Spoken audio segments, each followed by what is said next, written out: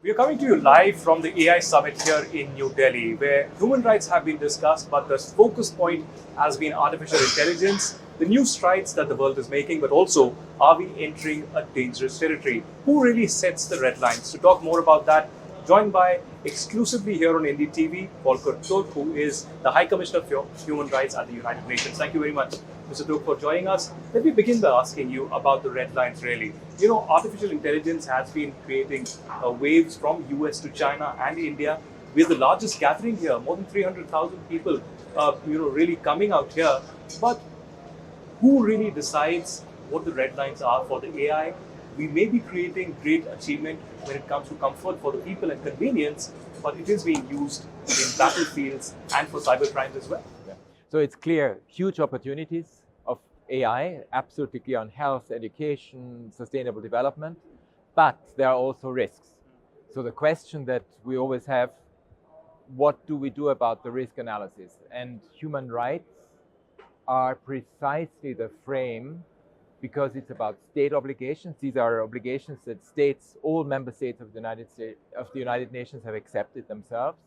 So they are a frame to put constraints on power, on the exercise of power, and they are guardrails. So important for companies to observe these because there are human rights obligations of companies as well.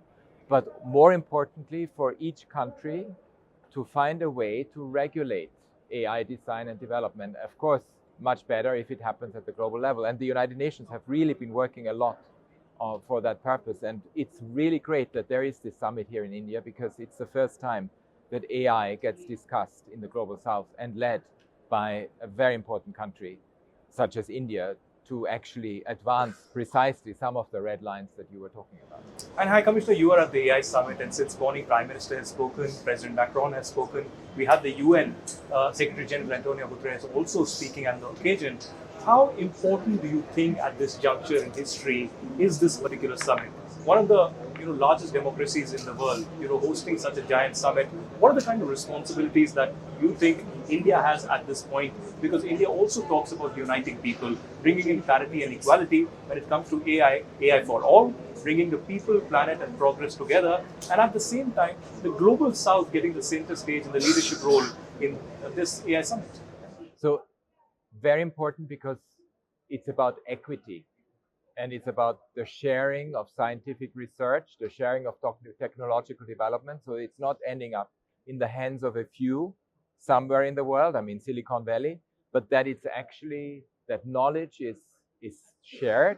It's, by the way, a human right. It's in Article 27 of the Universal Declaration of Human Rights, sharing of scientific research equitably around the world. So that's why this summit is very important because it shows that there are lots of startups. I had a chance to interact with a lot of Indian startups here who want to develop AI, but they also want to be inspired by doing good, by creating prosperity. And that's why, again, the human rights framework brings in that dimension. And it's a dimension that inspires, that encapsulates the imagination of people, but it also makes sure that there is a track to follow and not just to do things that get you off track because the risks and the safety issues are too big. We have more than 70 countries participating here. While the summit is on AI, it's important to discuss other global issues as well. And one among them is the raging conflict in Gaza. Over the last 2 years or more, we've had hundreds and thousands of people being killed, the Israel-Hamas conflict developing. Now, right now, there's a ceasefire.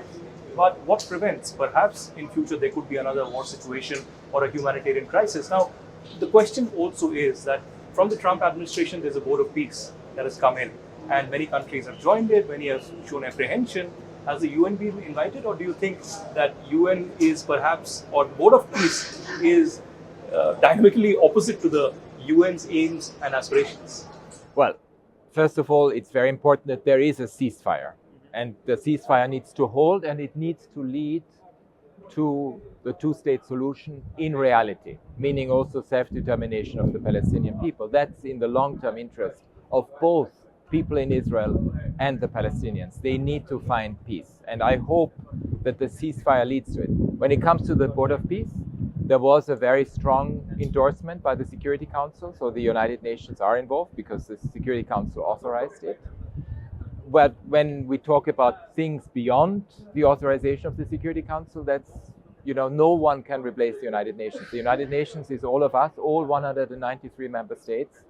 That legitimacy and the convening power of the United Nations is unparalleled. And the work that my colleagues, myself, are doing on a daily basis for development, for human rights, for peace and security is something that you cannot switch off. The world would be a more chaotic, more anarchic place if you didn't have the United Nations. You would have to reinvent them immediately. Another conflict zone raging for the last 4 years is Ukraine. And the Russia-Ukraine crisis has been talked about globally multiple times, but there doesn't seem to be a solution. The Indian Prime Minister repeatedly has also said that this is not an era of war, solutions cannot be found in the battlefield. He was perhaps one of the only leaders who has met both these leaders in their respective capitals and told them to adopt dialogue and diplomacy and not the roadmap to war. How do you see the peace process can be achieved, perhaps in the next few months? Well, clearly it is in the interest to find a peaceful solution, but it must be a peaceful solution in line with the UN Charter, in line with international law, and it needs to be two parties coming together and negotiating it. Obviously, with the mediation of powerful countries such as India, extremely important. But I do hope, for the sake of the Ukrainian people, that indeed peace is found, because what we see today is more death. We see the attacks against critical infrastructure. It's very cold. It's one of the coldest winters they have had for years. You can imagine what this means for women, for children, but also for those with disabilities, because they can't even get out of their apartment block. By the way, I just want to mention one other thing, because we always talk about Gaza, Israel, Ukraine. We have 61 conflicts raging in the world today, and it is important to also put a spotlight on all the forgotten crises in the world. Absolutely, I agree. We need to do that. So shifting focus towards South Asia. In India's neighborhood in Bangladesh, there's been a crisis that's been underway for the last almost 2 years. There have been repeated protests that led to a so-called revolution that Sheikh Hasina government fell, and we have the Yunus administration in charge. But a lot of minority killings took place during that period. A lot of minorities attacked, their business establishments attacked, and perhaps a free run being given with the law completely missing. Now there's a new government that has come to power, Tariq Rahman in control. But how do you see the human rights situation in Bangladesh? So it is very important that we had a transition period. In that transition period, there were lots of reforms that were started, including, by the way, a very strong independent human rights institution that was just nominated. For the new government that is going to take office or is taking office soon, it's so important that human rights is central for the protection of each and everyone in Bangladesh, irrespective of minority status, irrespective of, especially from a gender equality perspective. And I really hope that the lessons learned from the past means transitional justice, reconciliation, healing, but also building on these incredible, advantages that came out of the reform process, that human rights are central and they protect each and everyone in the country. Indeed. High Commissioner, one of the concerns that India has had over the last more than 3 decades is terrorism. There's been cross-border terrorism, there's been radicalization, there have been Islamist groups who've been involved in killing Indians from Jammu and Kashmir to New Delhi. Last year, you saw 2 major terror attacks in Pahalgam in Jammu and Kashmir, and then in Red Fort in the national capital Delhi, perhaps after 1.5 decades. How do you see the terrorism situation in India? Has it to be condemned universally? Secondly, at the UN level, do you think that the UN has failed to even define terrorism, forget countering it? Well, first of all, it's important to focus on the victims and the survivors. I mean, terrorism is something horrific. It should never happen. Extremism is not in any way, it's part of polarization and the extremism that we see in so many parts of the world, including in South Asia. The best response is always to find a way to build trust, build confidence, to be community-oriented, but also to use human rights as a comprehensive response to extremism, to terrorism attacks. and to focus on the victims and the survivors, because very often we forget the victims, and they need to be central also to a healing process, to a reconciliation process, and to counter some of the extremisms that we see emerge in the world. By the way, also through social media. I mean, we see the radicalization often happens through social media platforms. So there needs to be also, when it comes to hate speech, when it comes to dehumanization, when it comes to incitement to violence, the early warning signals you can always see on social media platforms. And there needs to be much more, again, human rights impact analysis so that these things can be stopped in the tracks. Finally, High Commissioner, my last question. You're here in New Delhi. We're delighted to welcome you here. You were there at the leaders session, and it's a hectic day ahead. But what is the message that you take away from India at this important juncture from this AI summit?